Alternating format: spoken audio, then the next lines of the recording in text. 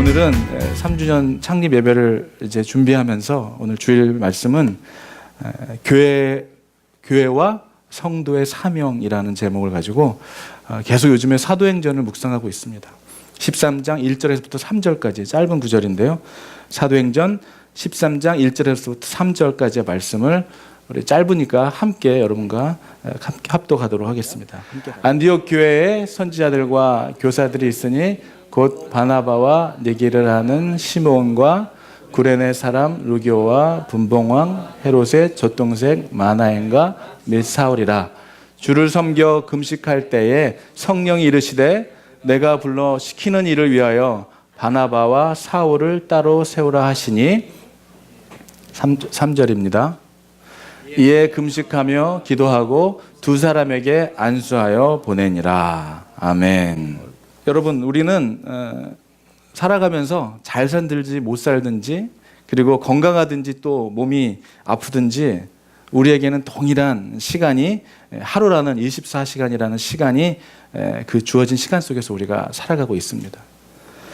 여러분, 돈이 많다고 해서 또 힘이 세고 능력이 많다고 해서 더 많은 시간을 가질 수가 있는 것이 아니죠. 그러면 우리에게 이 주어진 시간이라는 인생을 통해서, 시간들을 통해서 우리가 어떻게 무엇을 하며 살아가느냐가 우리의 미래를 결정짓는 것이라고 생각합니다.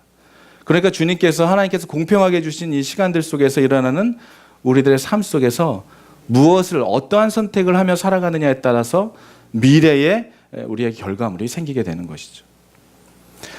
그러니까 우리가 태어나면서부터 우리가 원하든 원하지 않든, 여러분, 저와 우리는 엄마 뱃속에서 세상 속에 나오면서부터 이 흘러가는 시간을, 세월을 우리가 잡을 수가 없는 거예요. 계속 시간이 지금도 흘러가고 있는 것입니다. 어딘가 미래를 향하여 우리가 지금 살아가고 있다는 것이죠.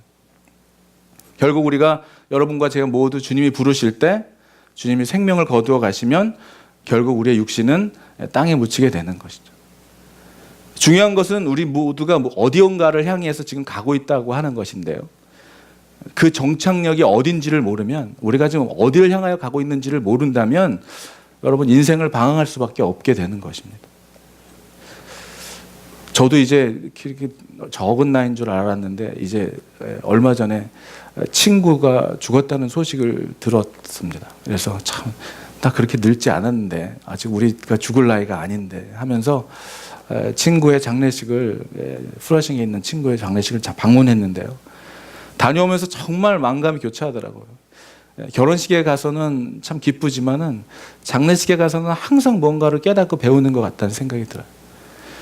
이 친구가 사실은 제가 30 몇 년 만에 보는 거거든요. 그런데 제가 프라싱에서 살고 있다는 소식을 알았는데 아무리 연락을 해도 연락이 되지 않았습니다. 그래서 저는 사실은 친구에게 좀 심적으로 되게 어려운 일이 있구나 싶어서 자꾸 연락하는 게 바더가 될 것 같아서 연락을 안 했는데, 이번에 알고 보니까 병원에서 수술을 하고 뭐 이런 과정 속에 연락을 못 받았다고, 너무 아쉽다고 그렇게 말씀하시더라고요. 5년 만에 친구를 만났는데, 중학교 친구인데 살아서 만났으면 얼마나 좋았겠습니까?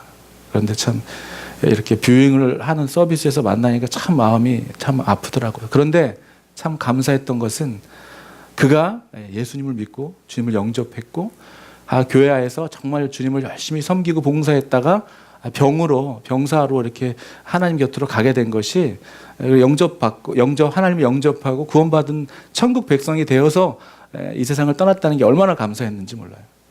그 누님께서 저에게 친구가 목사가 됐다고 하니까 너무 좋아하시면서 우리 동생이 살아있을 때 만났으면 얼마나 좋았겠냐고 이렇게 말씀하시더라고요.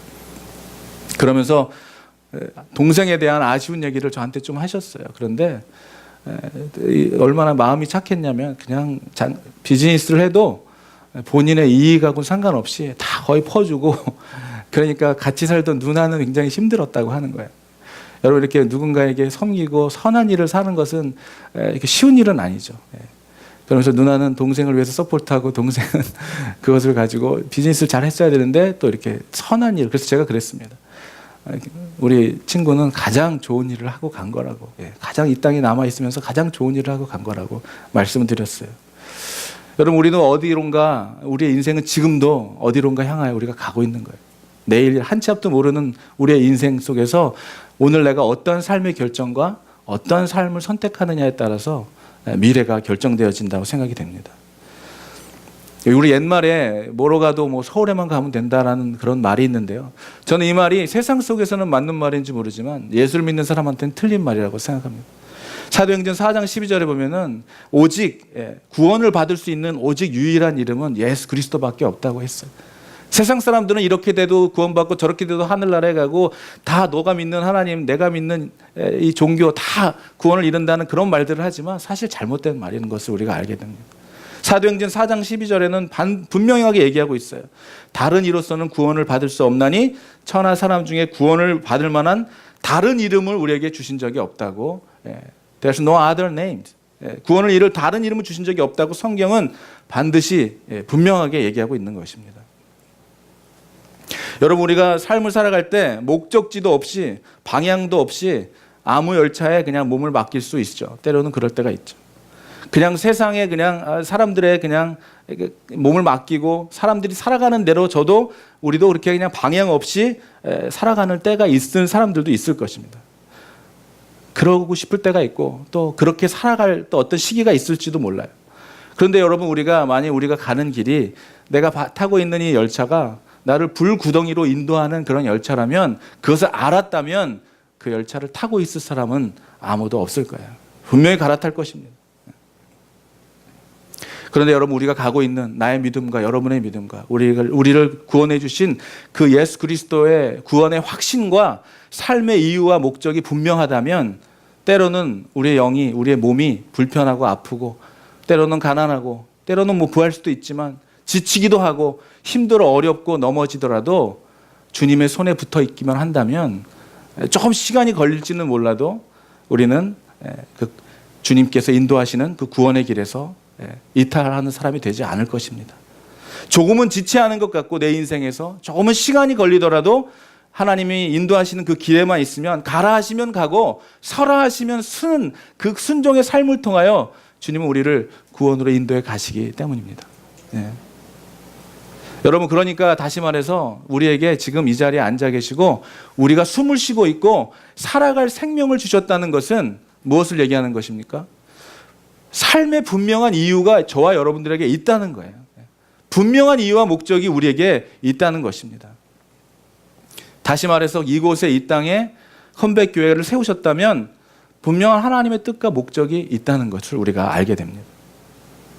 여러분, 세상에 물건을 만드는 세상의 사람들도 그 만든 작가는 분명한 이유가 있어서 다 이 물건들을 만드는 것이죠. 이유 없이 만드는 것은 아무것도 없을 거예요. 여러분과 저를 만드신 하나님이 분명히 저와 여러분들의 독특한 인생의 삶의 경험들을 통하여 분명히 이루시려고 하는 하나님의 계획이 분명히 있다는 것을 믿으시기를 바랍니다. 우리 교회도 하나님의 그 인도하심 가운데 붙들려 있다면 분명히 이 교회를 통해서 이루시려고 하는 하나님의 뜻을 주셨고 우리는 그것을 알고 있어요.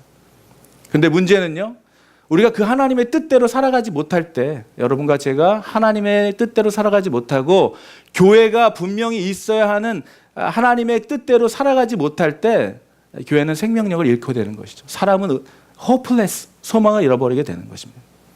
그러나 반대로 우리가 무엇을 하든 어디에 있든 어떠한 상황과 환경이든 간에 그 하나님의 분명하신 목적과 뜻 가운데 있다면 좀 지체하는 것 같고 또 눈으로 보기엔 계산하기엔 어려운 것 같이 보여도 그 가운데 있다면 그것은 하나님의 목적이 이 교회를 통하여 저와 여러분들을 통하여 생명력 있게 흘러가게 될 것이라는 거예요. 닿는 곳마다 새로워지는 역사가 저와 여러분과 이 교회를 통해서 이루어질 것이라고 저는 믿습니다. 제가 찬양 사역을 시작하고 얼마 되지 않고 저희 누님께서 기타 하나를 사주셨어요. 근데 되게 좋은 기타였어요. 마일틴 기타였는데 그것을 한 거의 이제 almost 이제 13년, 이제 14년 이렇게 쓰고 있었는데요. 한 어느 시간부터 좀 이렇게 넘어져가지고 넥이 좀 이렇게 금이 갔었어요. 그래가지고 그냥 안 고치고 이렇게 있었거든요. 그런데 이제 점점 시간이 가니까 이게 이제 기타가 이제 조금 상태가 나빠지기 시작했습니다. 하나님을 찬양하는 13년 동안에 뉴저지 연합교회부터 시작해서 파라과이, 아마존, 몽골 수많은 곳을 다니면서 정말 하나님만을 찬양했던 악기로 쓰임 받았던 그 기타가 이제 정말 이제 유명을 달리하긴 시간이 오게 됐어요. 그래서 너무 마음이 아팠는데 그래서 이제 주위에 악기점에 잠깐 맡겼어요. 임시로. 그랬더니 임시 방편으로 고쳐는 줬지만 역시 그 완벽하게 고쳐지지 못했습니다. 그래서 최근에 제가 이제 이거는 더 이상 쓸 수가 없나 보다 이렇게 마음을 접고 있을 때 마침 공장에다 맡기면 고칠 수 있다는 소리를 들었어요. 제가 사실은 누누이 매일 설교하면서 우리를 만드신 주님께 만드신 그곳으로 가면 우리는 인생은 변화됩니다. 이렇게 맨날 설교하면서도 이 기타를 만든 공장에 보낼 생각은 못했던 거예요. 설교는 그렇게 했지만. 그래서 제가 연락을 해서 스케줄을 잡아서요. 여기서 한 1시간 반 되는 말틴 공장에 갔습니다. 와, 그러니까 이 세 개의 말틴이라는 기타를 다 만드는 미국 내 공장, 그 안에 하나의 기타를 만들기 위하여 185개의 공정을 거치는 그 모든 과정을 투어시켜 주더라고요. 와, 그걸 보는데 너무 놀라웠어요. 근데 기타를 10몇 년 동안 같이 쓰던 기타를 그 사람 손에 딱 져주고 나오는데요. 무슨 사랑하는 사람을 맡기고 나오는 것처럼 너무 막 그렇더라고요. 그런데 있잖아요, 여러분. 이 기타를 생산해낸, 제작한 그 공장에 내 기타를 맡기니까요. 마음이 너무나 편한 거예요. 이게 다시 살아날 수 있겠다라고 하는 소망이 막 생기는 거예요. 저는 그렇게 설교했습니다. 여러분, 우리는 우리를 만드신 주님께로 돌아가야 됩니다. 그렇게 설교해놓고선 제 삶 속에서는 그것을 적용을 못했던 것을 이번에 깨닫게 된 거예요. 여러분, 우리의 인생도 마찬가지. 저거 얼마나 갖다 놓고 이제 조금만, 그 대신 이제 그 공장의 단점은 뭐냐면요. 세상이 세계의 모든 나라에서 다 일로 보내기 때문에 이 워런티가 있고 레지스터 된 기타는 다 고쳐주거든요. 그런데 시간이 6개월이나 걸리는 그래서 지금 이제 그 기타를 6개월 동안 칠 수가 없는 상황이 되는 거예요. 그래서 맡기지 못했던 거죠, 그동안. 그렇지만 이제 내 마음속에는 소망이 생겼어요. 야, 그건 이제 살아났구나. 왜냐하면 만든 공장으로 갔으니 그냥 살아난 거예요. 여러분, 우리의 인생도 마찬가지입니다. 여러분, 우리의 삶의 목적을 모르고 우리의 삶의 이유가 상실되었을 때 나야 하는 소리가 나지 않고 틀린 소리가 나고 튠이 맞질 않아지는 인생이 되어질 때, 우리의 삶의 문제가 생길 때, 여러분, 우리가 돌아갈 분은 한 분밖에 없어요. 딱 주님께 돌아가면 되는 거예요. 주님께 돌아가면 우리의 정체성은 거기서 발견되고, 맞아, 나 이렇게 사는 사람이 아니었지, 하나님이 나 이렇게 부르시지 않으셨지, 나 이렇게 만들지 않으셨지. 여러분, 우리의 정체성은 만드신 그분 안에서 찾아가는 거예요. 여러분, 우리 교회의 비전이 바로 그것입니다. 하나님이 저에게 주신 비전, 우리가 함께 이뤄가는 비전이 바로 그거예요. 우리가 할 수 있는 건 아무것도 없고, 우리가 할 수 있는 거는 그분을 하나님께로 돌아오도록 하는 일. 문화와 예술과 선교를 통하여 하나님께 돌아오게 하면 누가 해요? 그 일은 하나님이 하시는. 우리는 그냥 공장에 맡기면 되는 거예요. 공장에서 알아서 해주는 거예요. 우리를 만드신 주님께 우리의 영혼을 맡기는 거예요. 우리 돌아가는 거예요. 주님께 돌아가는 거예요. 이 사명을 위하여 여러분, 저와 여러분들이 첫째로 사명을 갖기 전에 우리가 알아야 될 정체성은 뭐냐면, 우리는 분명한 이 땅의 이유를 가지고 주님이 우리를 이 땅에 생명을 주시고 보내셨다는 거예요. 여러분, 여기 앉아 계시면, 여기에 계셨다면 또 여기에 온 이유가 있을 것입니다. 오늘 또 다른 곳에 가신다면 다른 곳을 가셔야 되는 이유가 있는 거예요. 어떤 사람들은 너무 이렇게 얘기하니까 너무 막 다 갖다 붙이는 것 같아요. 이렇게 말씀하시는 사람들이 있더라고요. 여러분, 근데 믿는 사람들은요, 뭐든지 하나님 중심에서 생각해야 돼요. 뭐든지. 우리가 세상적으로 중심으로 생각한다면 그건 그리스도인이 아니죠. 우리는 어떻게든 이것이 하나님이 어떻게 볼까? 어떻게든 이것이 하나님은 나에게 어떻게 하길 원할까? 계속해서 주님께 우리의 삶의 문제와 기쁨과 감사를 돌려드리는 그런 인생이 되어야 된다는 것입니다. 여러분, 오늘 이 말씀을 통해서 하나님이 세상을 사랑하셔서 하나밖에 없는 독생자 예수를 이 땅에 보내셨을 때도 분명한 하나님의 뜻은 뭐였어요? 우리를 죄에서 구원해 주시긴 구원의 계획이었습니다. 그 십자가의 사랑에서 우리는 가슴 깊이 그 십자가를 깨닫게 되는 거예요. 가슴 깊이 십자가에서 그 사랑을 만난 사람들은 그 삶을 살아갈 수밖에 없는 사명을 분명하게 깨닫게 되는 것입니다.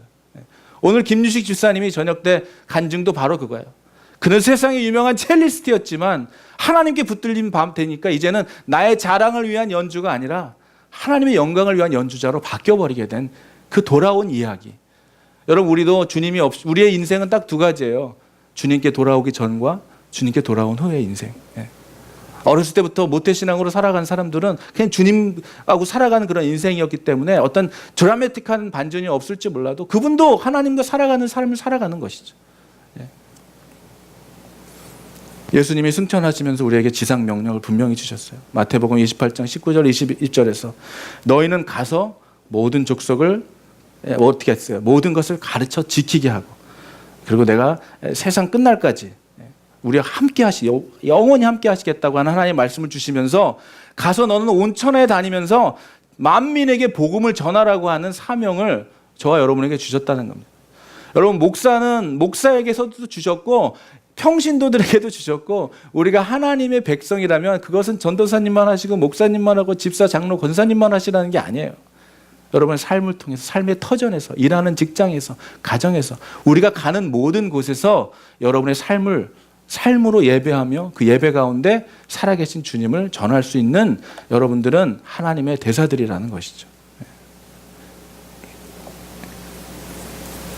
오늘 이 놀라운 복음의 소식이 이 안디옥 교회에 임했습니다. 저는 이러한 하나님을 경험하고 하나님께 돌아와 그분 안에서 충만한 은혜를 누리고 나 같은 죄인을 살려주신 주님께 정말 내 인생 모든 가장 귀한 것을 드려도 아깝지 않을 그 주님이심을 고백하며 그러한 하나님의 편지가 되고 향기가 되는 그런 사람들이 세상 속에 있는 모든 교회를 통해서 또 이것을 통해서 하나님께 돌아오게 되는 사람들이 생겨지기를 주의 이름으로 축복합니다. 여러분, 오늘 말씀을 보면서 주님의 이름으로 세워진 교회의 머리는 그리스도라고 우리가 알고 있고 우리는 그의 몸된 교회라는 사실을 우리가 알고 있습니다. 주님의 몸이 바로 교회라는 사실이에요.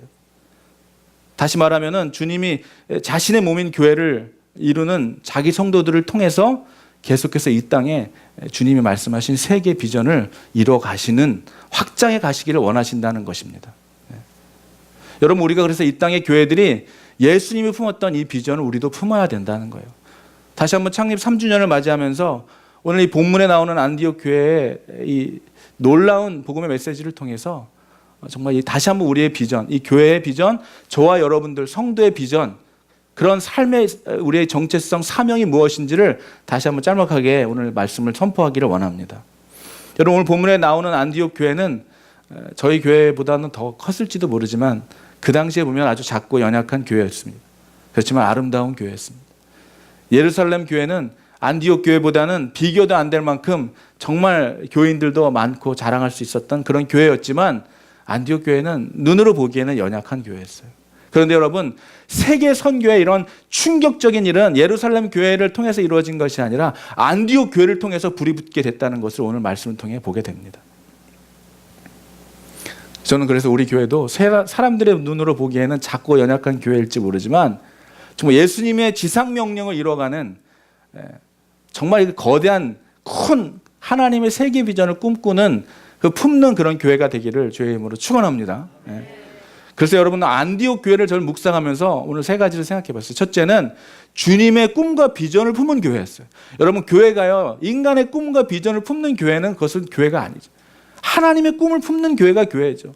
하나님이 주시는 그 마음을 품는 교회가 교회, 정말 그 하나님이 기뻐하시는 교회일 텐데, 안디옥 교회에서는 오늘 말씀을 보면요, 그 당시 귀족이라 불리는 사람들도 있었고 평민들도 있었고 신분과 계급을 뛰어넘어서 그들은 하나님과 꿈과 같은 비전을 공유하고 있었다는 거예요. 오늘 말씀을 보면요, 안디옥 교회에 선지자들과 교사들이 있으니 곧 바나바와 니게르라 하는 시므온과 구레네 사람 루기오와 분방왕 헤롯의 젖동생 마나엔과 및 사울이라.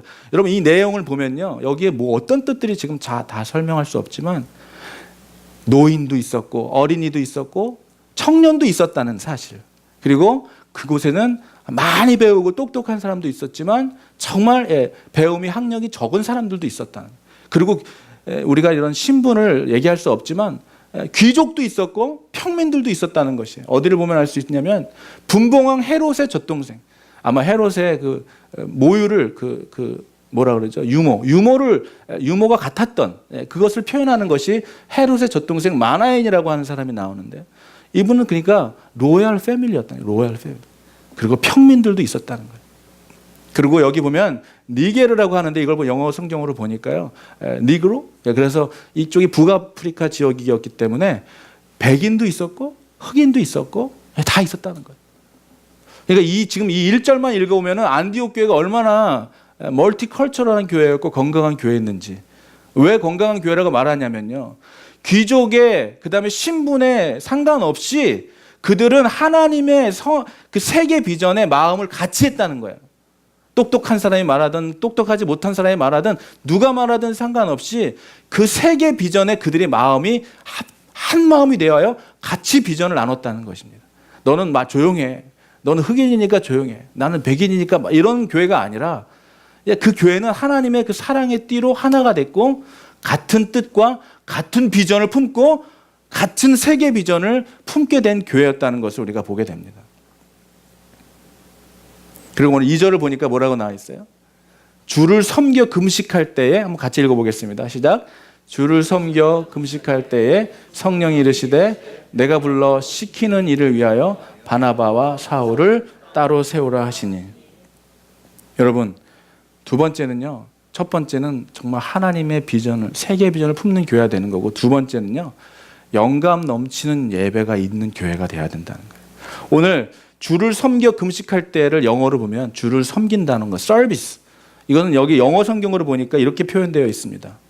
While they were worshiping the Lord and fasting.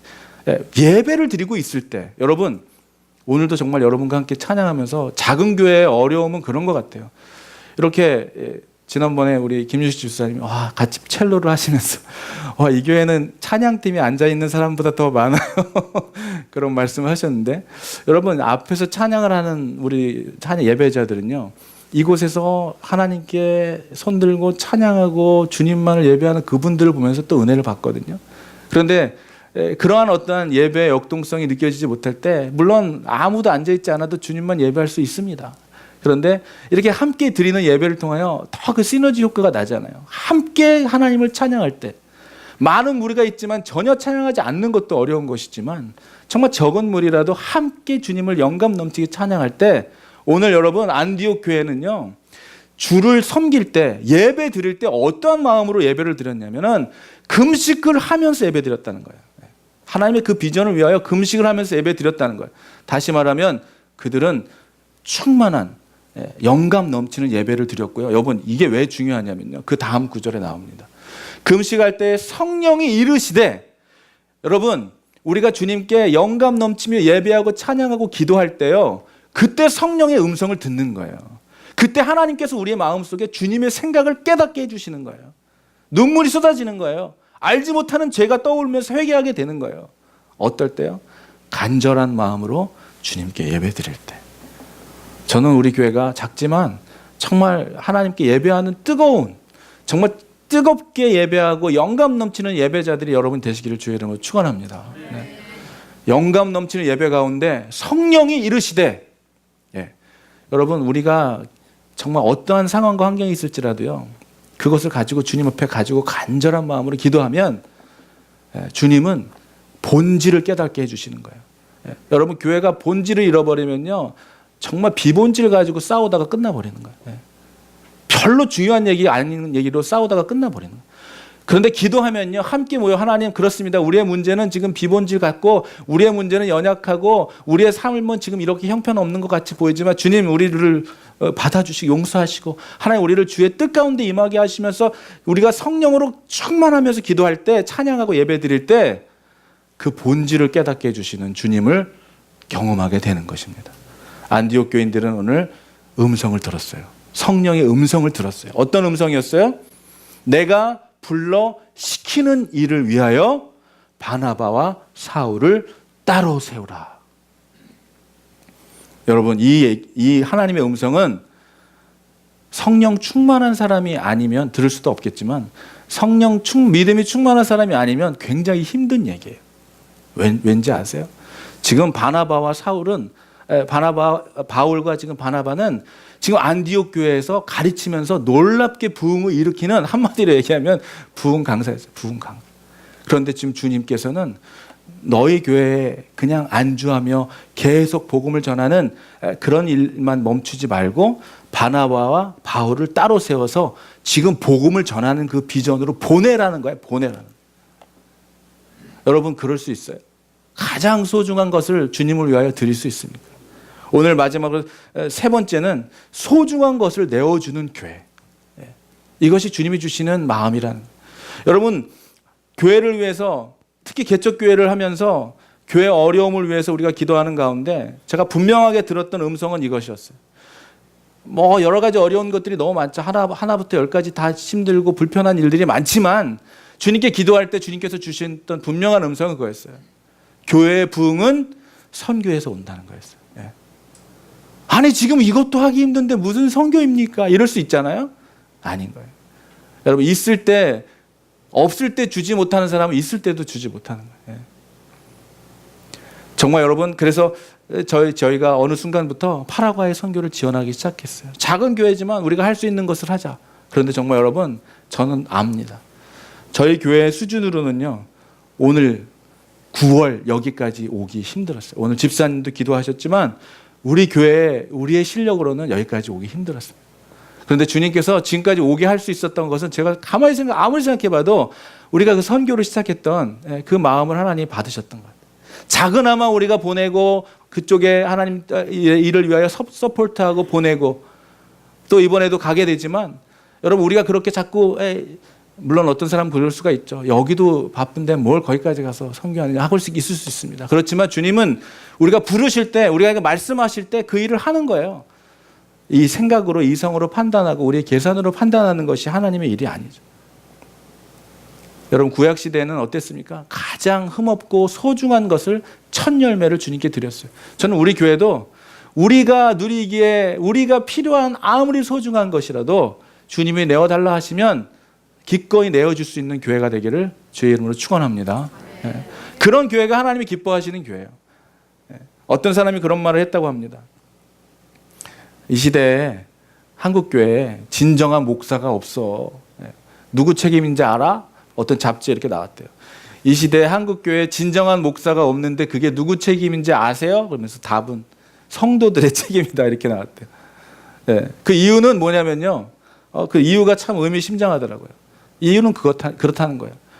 자기 자식을 공부 열심히 시키고 똑똑하고 수재고 능력 있는 자식을 신학교 보내는 부모는 없다는 거예요. 예.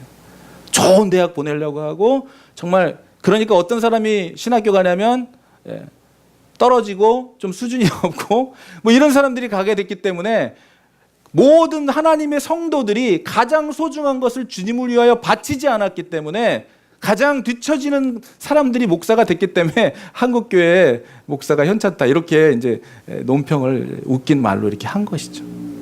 그러면서 이런 말을 하셨습니다. 여러분, 요한복음 3장 16절은 뭐예요? 하나님이 세상을 이처럼 사랑하사 독생자를 본인의 가장 소중한 것을 누구를 위하여? 우리를 위하여 주셨다는 거예요. 우리 구원하기 위하여 주셨다는 것입니다. 하나님은 자신이 먼저 우리를 위하여 가장 소중한 것, 생명보다도 더 소중한 것을 우리를 위하여 주신 분이라는 것입니다. 여러분, 오늘 이 얘기는 정말 쉬운 얘기가 아니에요.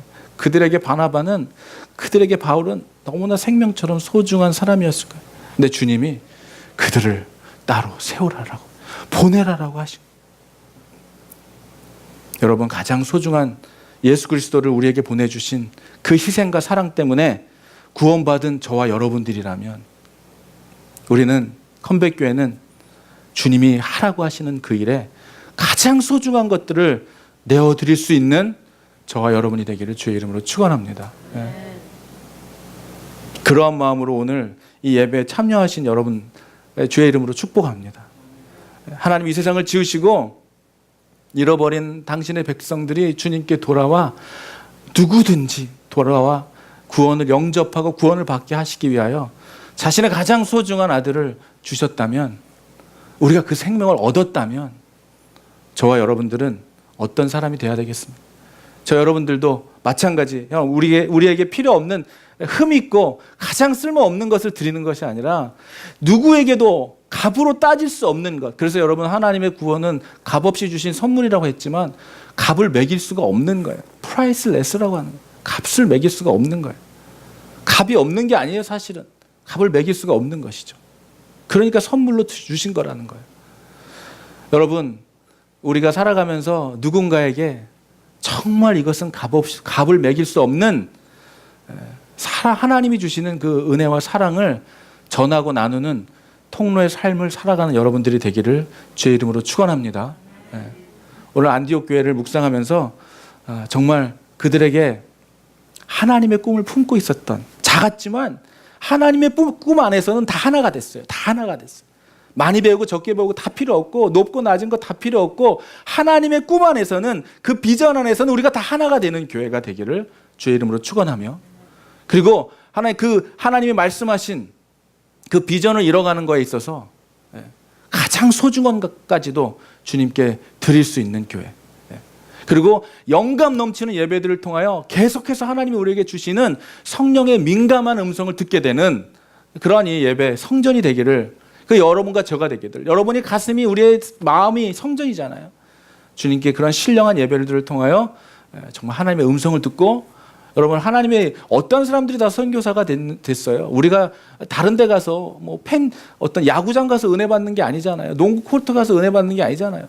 예배 드리고 찬양하고 기도하면서 신령과 진정으로 예배할 때, 그때 주님의 음성을 듣고, 그때 나의 잘못도 깨닫고, 그때 눈물도 흘리고, 그때 주님께 헌신도 하고, 물론 그렇게 헌신했지만 또 살아가다 보면 또 잊어버려가지고 34년간 잊어버렸던 사람들도 있었던 것처럼, 여러분 그렇게 살아가면서 우리가 다시 한번 예배를 통하여 늘 여러분과 저의 삶의 자리를 다시 한번 곧게 하는 거예요.